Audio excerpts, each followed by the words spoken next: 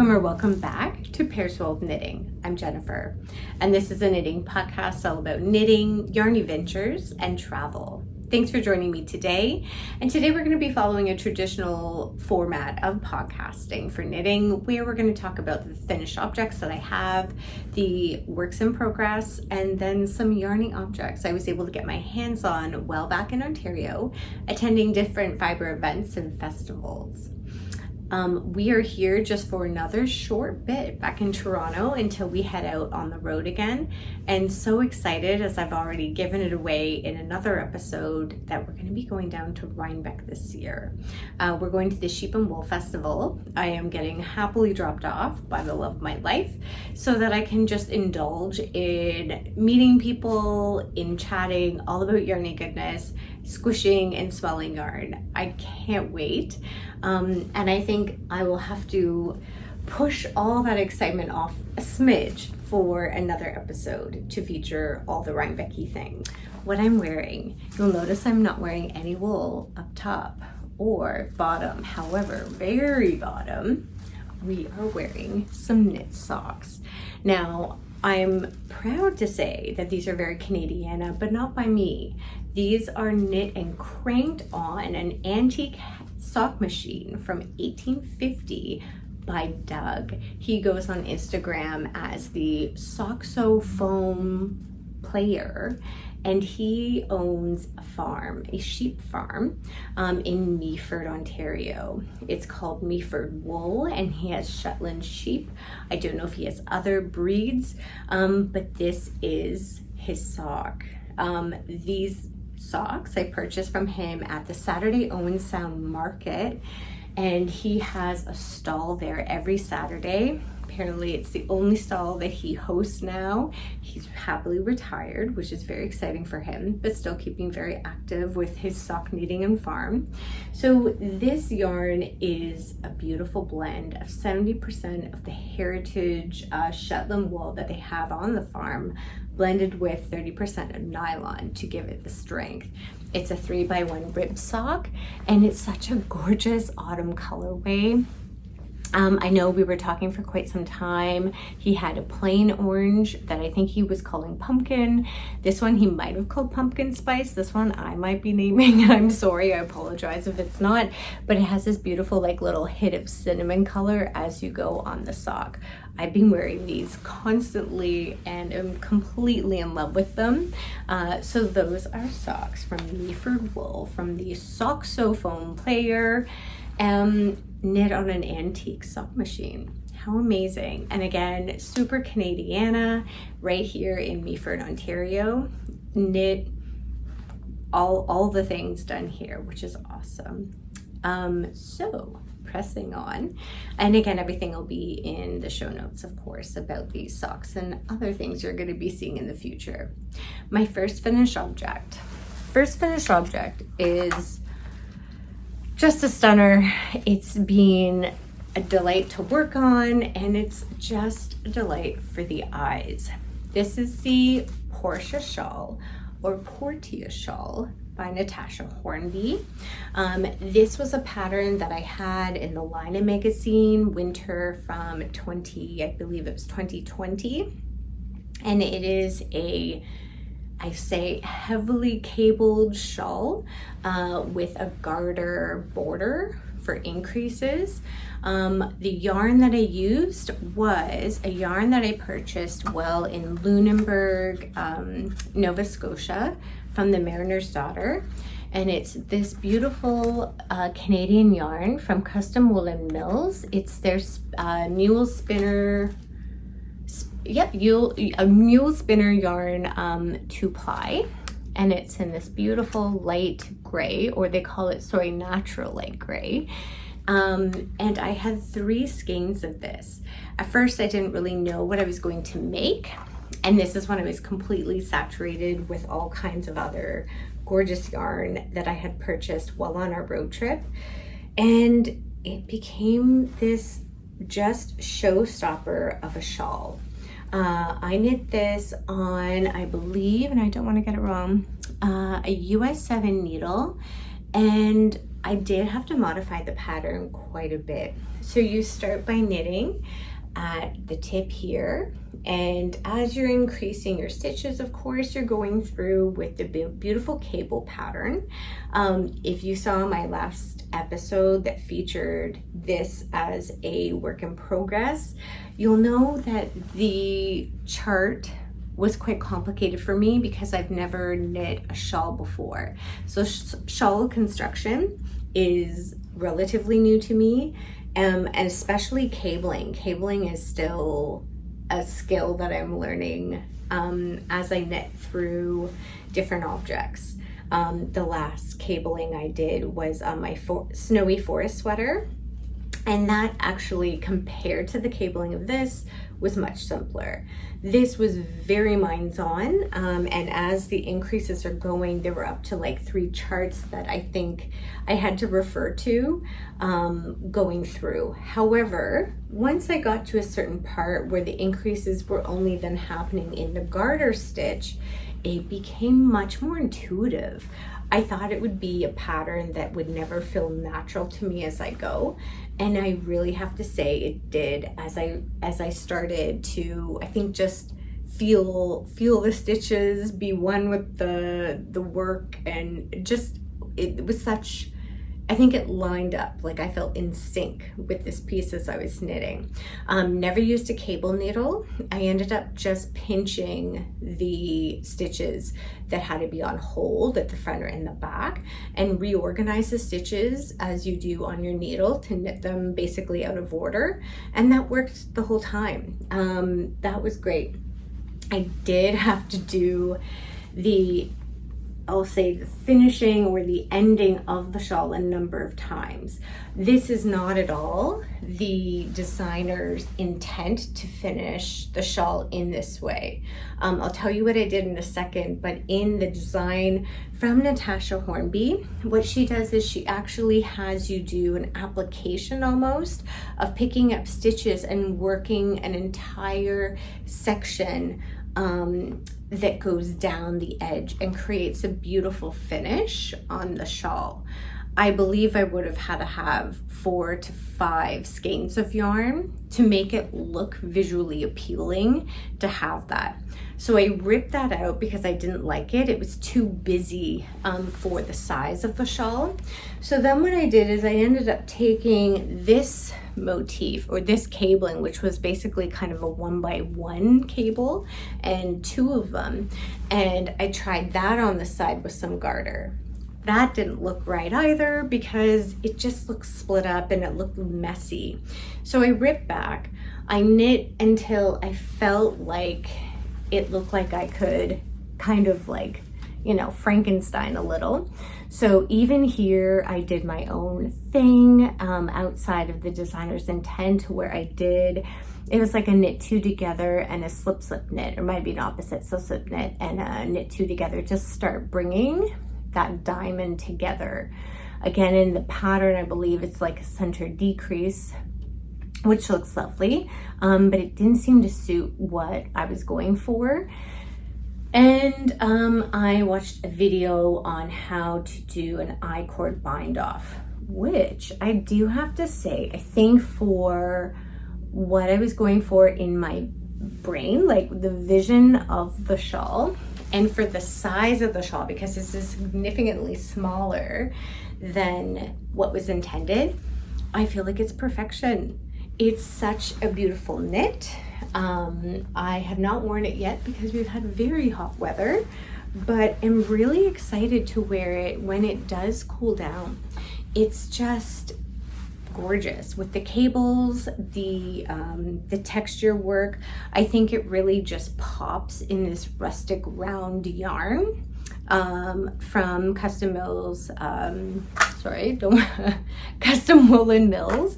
This is a company, a spinnery in Alberta, Canada, and it just shines. I feel like this is probably the most beautiful thing I think I've ever knit to date. And I'm really proud of this knit. I think my intention was to wear it over, you know, crisp blouses and really allow it to shine, which I think that's definitely the way that it's going to be played. And I was thinking that this could be kind of that nice, cozy inner piece that would work well with a winter jacket, like a wool jacket. I think it's almost so beautiful. I'm going to have to wear it on the outside. And yeah, I mean, I'm not exactly asking for the cold to come quickly, although I think it is, but I'm pretty excited to wear this soon. So this is the Portia shawl by Natasja Hornby. Next up of finished objects, I really deviated from my whips in the last bit. You're going to see. So for a girlfriend who's had a little one, she had a baby about a year ago. So the little one just turned 1 in the summer. I had knit her initially before, even when she was pregnant, a little mini sweater for her, a little pullover. And I just kind of restyled with a little raglan. With this, I decided that she needs another little sweater. So I was asking my friend kind of what she would like. She shared was something neutral. And I think her concept is neutral can be so different. So what I did is I was racking my brain of what I wanted to knit her, what kind of pattern I wanted as well. And I was going on a walk with my mom down in the ravine of where she lives.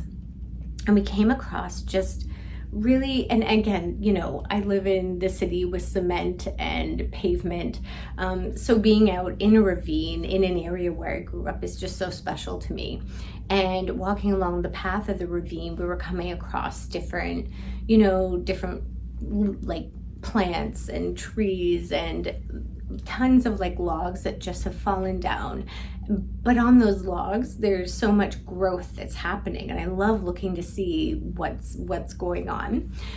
We came across a lot of different mushrooms, and one of my favorite ones was the turkey tail mushroom. It's a really interesting but beautiful mushroom, and I think many are. I mean, I detest eating all mushrooms, but this one looks beautiful. And that was kind of the kick that I had wanted to take for this sweater, for this special little person. So what I did is I cast on the Novice sweater, Novice Sweater Junior by Petite Knit. I'm just turning to the page. And this I used, I followed the size 1 from the Petite Knit pattern. So with this, it is a cast on at the edge. This actually, yes, I started knitting the neckband right away. So this was a high neckband that eventually I folded over and sewed down. So yeah, I just did a little like whip stitch to sew it down. And that was nice and simple, but looks really pretty and effective. And followed the pattern of the increases for the yoke, where instructed by Petite Knit. I gave it a bit of a crop because I felt like in the pattern, the length looked pretty long, and I felt like cropped would be cute, and you know, it would just sit really nicely. And yeah, did 1x1 ribbing. I did my naughty dirty knitting secret of the purl over purl cast off.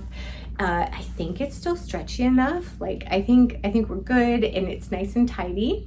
And then what I did is and I should have said this maybe before, I think it was on the third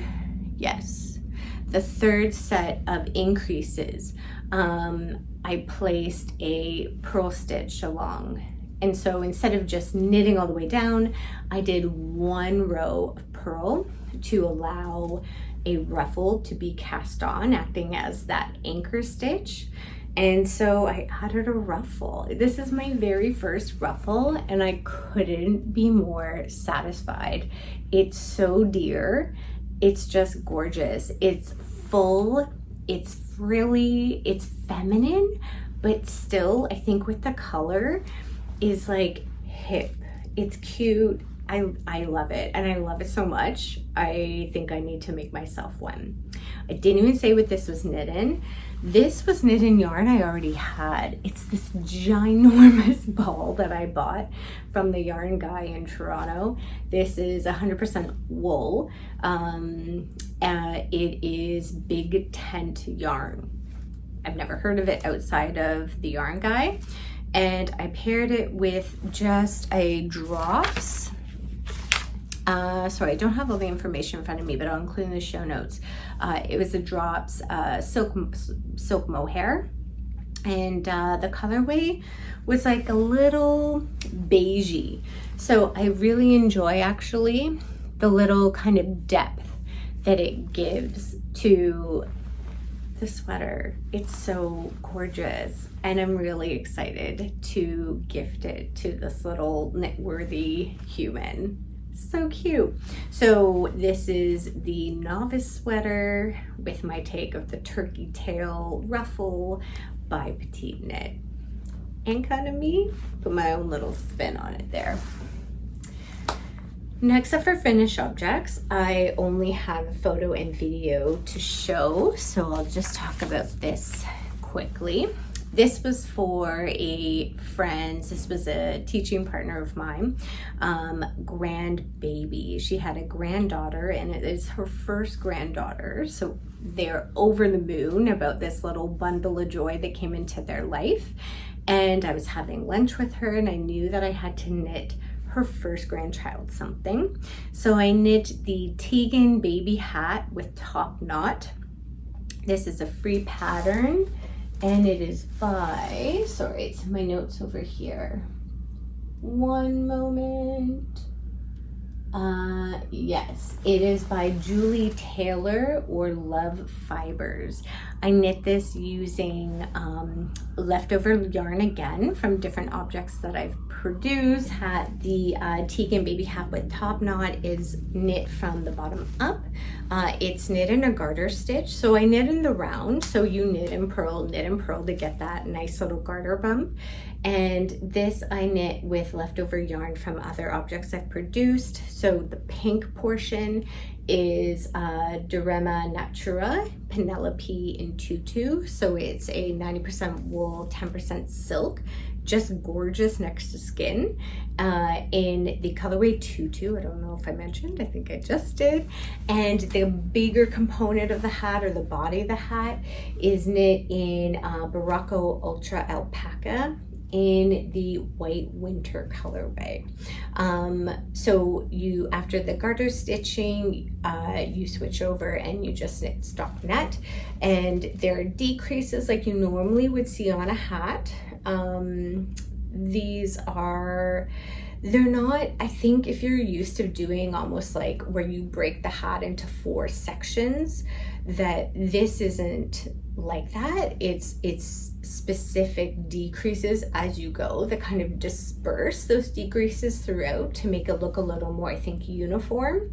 But then at the top, because you're getting that little like bloop, a little extra tail to do your top knot, there's rapid decreases that take place, and then you're knitting almost like that tail piece, a very small mini like tube. I cast off using a center decrease. Looking at it now, I would cast off doing a normal cast off, like a purl over purl cast off, because I was wanting to give like a tip, a more pointy component of the top knot. But I realized in all the other pictures that I saw that it was like blunt. I think I would prefer that for next time. And then you just give it a knot at the end. I did a really quick wet block, smushed it, it was so tiny because she's like 5 pounds. I smushed it in between a face cloth to extract most of the water. So when I brought it to my friend, it was still very damp, but she has shown me a picture since where it is the perfect fitting hat, and I couldn't be prouder. So that's the Tegan Baby Hat with top knot. And I didn't say, but I will just say that I cast on significantly less stitches on this hat than the pattern called for, even in the first size, because she's just a micro mini little gorgeous human at 5 pounds. So I think for my cast on, I did 50 stitches. The pattern, it is a free pattern, I didn't say that, calls for, I believe, a 66. So just to note down. Tegan Baby Hat with top knot. That was the last finished object. We're gonna get into whips. So let's whip it up. My very first whip.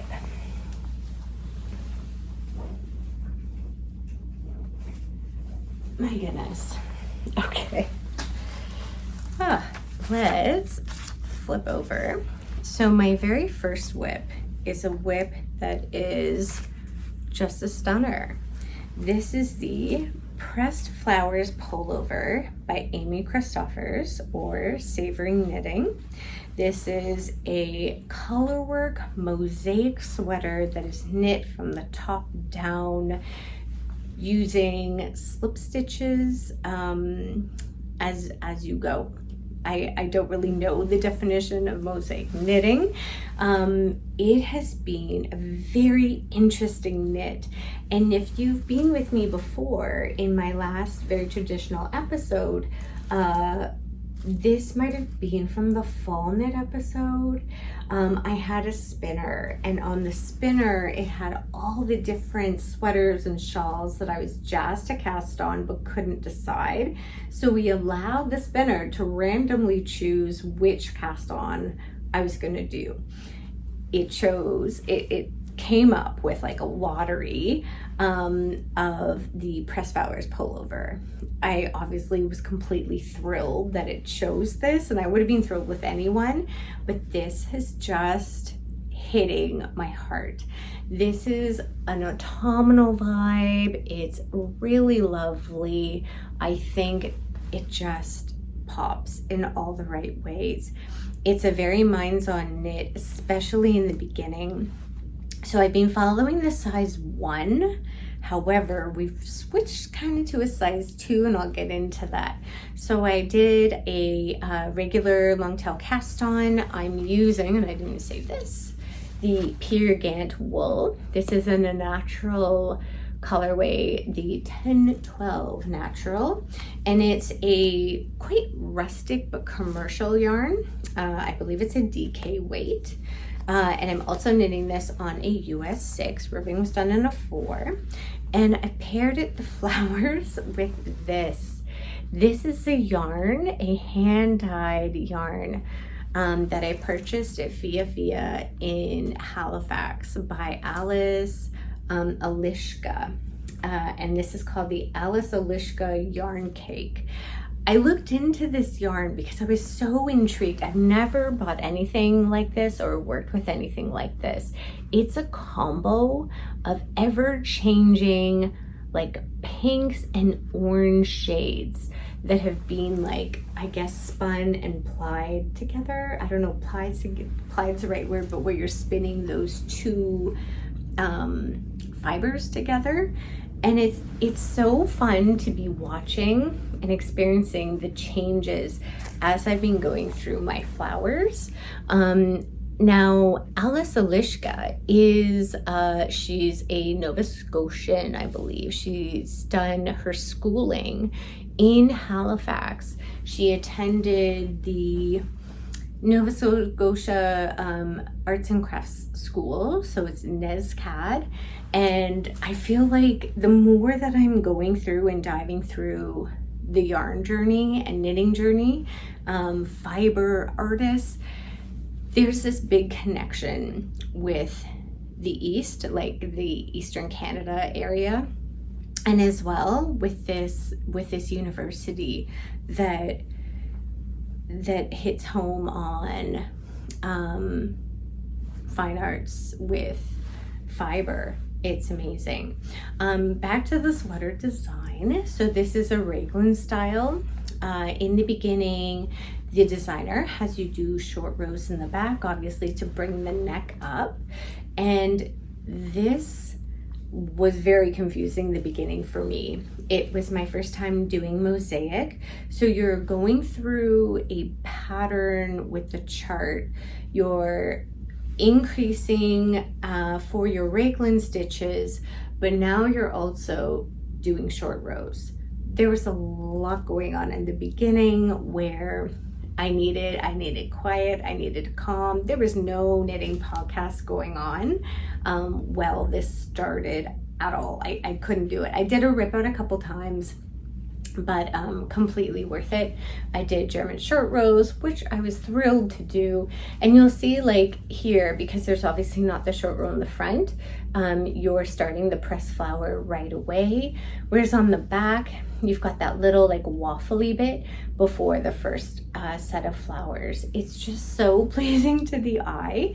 And not only that, but the texture, it offers a squish. So it's a combo, I think, of the gorgeous yarn that I've chosen, but also the pattern, because of all the different like pearl bumps that it's made. It is just a stunner. And I've got to say, after the Portia shawl, where I felt very happy and super satisfied with the production of that shawl, I'm feeling the same with this pullover. It's so good. I can't, what else do we say? So as I was saying, I did do the size 1. However, when I finished up to the point where the designer, Amy Christopher, says, you know, at the size 1, this should give you about 20 centimeters of length between your neckline and the end of your yoke before you split for the sleeve, mine was not at all. I think I was knitting quite a bit tighter. I was knitting on a US 6, so I don't know. And this yarn seems to be quite thin. I thought it was DK, but at some points I think it's almost like sport weight. So what I did is I knit another section that would bring me up to the size 2. And that way I did get my 20 centimeters of length before I split for the sleeve. So I recently did the split. I've been knitting like a flower amount a day, and very happy with it. Initially, of course, I thought, okay, I'm gonna cast on, and perhaps if I like super focus, I might be able to bang this out for Rhinebeck. And it's not happening, and I'm okay with it because I'm really enjoying the process. I also, all the other little gift knits came up for little people, which is super great. And so this will be on the needles on the way to Rhinebeck, and that's cool. And into the road trip thereafter. I think it's going to be a magical sweater to wear. It's super fun. I think it's going to bring me great joy. And I already just know that I'm going to continue to enjoy the knitting journey on this. So this is the Press Flowers pullover by Amy Christophers. Next up of whips, I'll just really quickly show this. This is the sweater that's breaking the sweater curse. This I showed in my last podcast, I believe, where I did a big rip out, and I'm starting only to knit the body again because it was way too wide for the love of my life. This is a sweater where I'm making a simple raglan. It's a 2-stitch raglan that I did with lifted increases, is what it's called. And I have not really touched it since. A lot of other knitting things have taken over my knitting time, which is fine. And I will get to this after. Again, the idea of this is that I want to have it finished by Christmas, and it will, so I'm not stressed about it. And it's gonna be great. I've been wearing my Felix pullover by Amy Christophers that I knit in this yarn. This is a yarn, it is the sheep's black yarn that I purchased from the Cashmere Goat in Maine, Camden, Maine. This is Door Yard Yarn sheep's black wool. And I've been wearing the Felix pullover by Savory Knitting by Amy Christophers and have just enjoyed it. It's super rustic, so I'm not wearing it on just, you know, just my skin. I've been wearing it with at least a camisole or a long sleeve under, but gorgeous little knit. That's the sweater that's breaking the sweater curse that we'll get on to next time. Another whip that I've been working on is this guy. This is I just want to turn to my notes right here. This is the brain hat. This concept, or the design in general of this hat, of the brain hat, is by Alana Noriteke. She designed a hat that was for Science Week, where basically it's a skull cap that's produced, and then you knit an I cord that you attach to create two different hemispheres of the brain. This is a gift knit for a dear friend, and I just went rogue on the skull cap. So I did a 1x1 ribbing. This is knit in this guy, the Cascades 220 Superwash Merino. Again, superwash so that she can chuck it in the wash and not have to deal with the yarny washing that we all do. And yeah, I did, how many did I cast on for this? Because I cast on like 3 times and it just seemed too big each time. In the end, this cast on, I did 92 stitches on a US 5. The ribbing was done on US 4, and I just judged using my own head because I think we have about the same size cranium. So I knit to a point where I thought I could start my decreases. The 92 stitches I divided into 4 to get my 4 sections for my decreases, and all I did was a knit 2 together. Can you see this? A knit 2 together and an SSK, and just went until I got about 8 stitches, I think, in the end, 2 on each section. And with the, what's it called? The needle, the thread needle, tapestry needle. The tapestry needle, I just went through all 8 loops, pulled tight, came down, and just reinforced the hole to close it up. So the skull cap's done. Feeling good about it. I think the size is nice, and it created a really beautiful fabric. It's a yarn I would never normally choose for myself, but it's been really satisfying. And now I'm going to be doing the I cord. So I'm knitting the I cord just on DPNs that I'm going to do.